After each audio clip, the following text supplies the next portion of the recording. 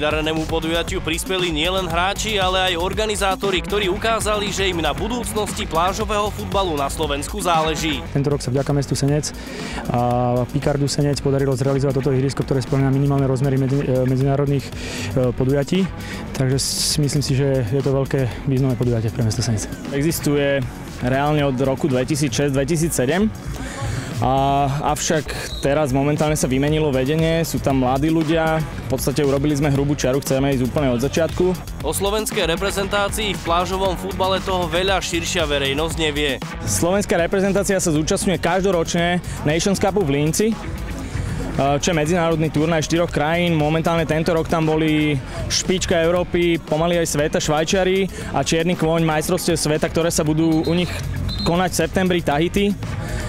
Takže vlastne máme kontakt s tým svetom, avšak chýbajú tam financie. My ako mesto Senec určite sa budeme snažiť o to, aby sme pomohli tomuto plážovému futbalu a plánujeme viacero ďalších akcií aj s asociáciou plážového futbalu.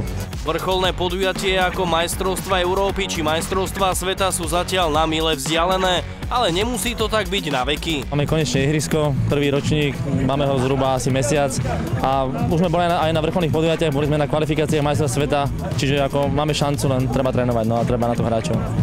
Klasický trávnikový futbal veľké množstvo fanúšikov pod Tatrami sklamal.